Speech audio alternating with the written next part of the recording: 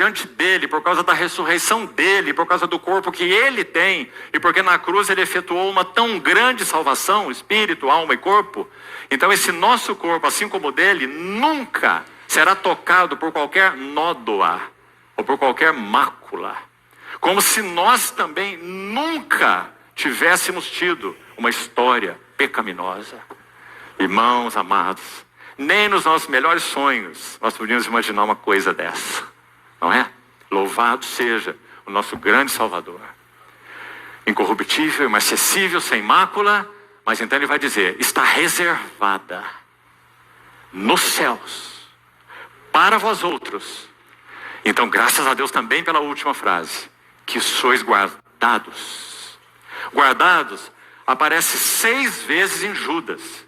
Interessante que Judas escreveu uma epístola desse tamaninho, né? Mas é uma verdadeira bomba. Você precisa lê-la aos pés do Senhor.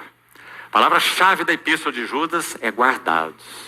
E ele termina a sua epístola dizendo que aqueles que pertencem ao Senhor, eles foram guardados por ele, exatamente para essa herança, como Pedro menciona, imarcessível, imaculada, que então nós iremos comparecer diante dele, porque nós somos guardados pelo poder de Deus.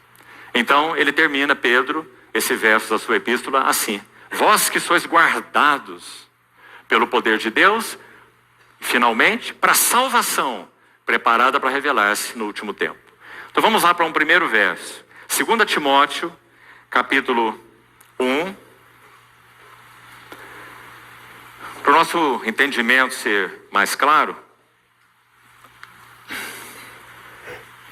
vamos ler desde o verso 8.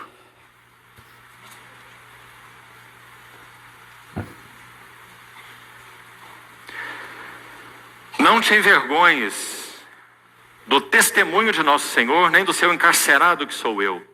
Pelo contrário, participa comigo dos sofrimentos a favor do Evangelho, segundo o poder de Deus. Então o sujeito do que vamos ler daqui para frente é Deus.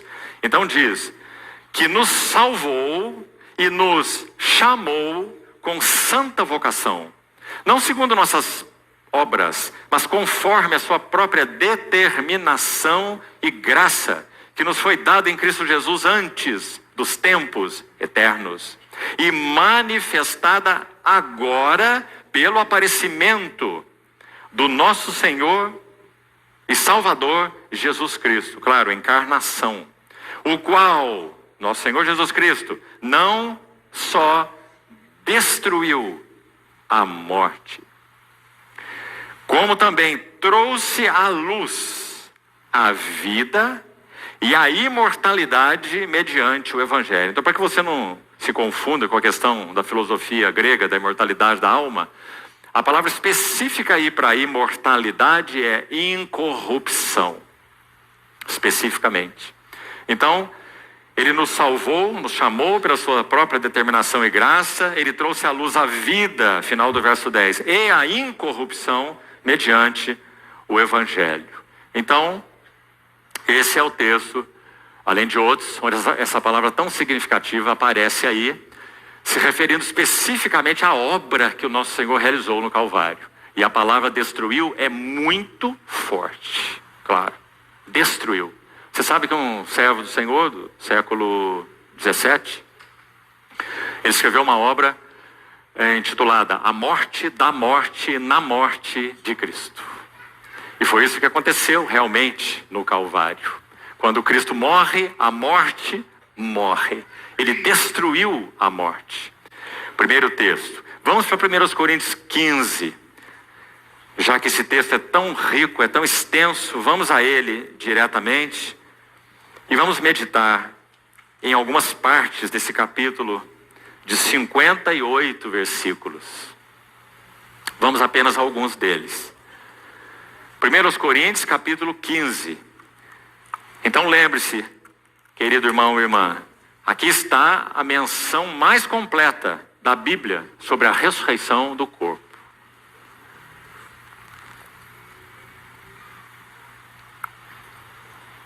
Capítulo 15, verso 1. Irmãos, venho lembrar-vos o evangelho que vos anunciei, o qual recebestes e no qual ainda perseverais. Pois ele também, ou por ele também, sois salvos.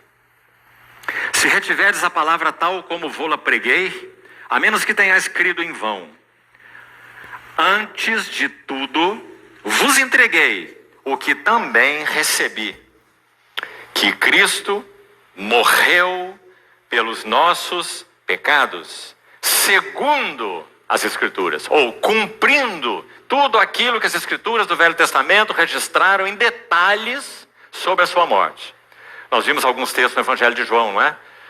Repartiram entre si as minhas vestes, sob minha túnica deitam sortes, nenhum dos seus ossos será quebrado, verão aquele a quem traspassaram, tenho sede, etc.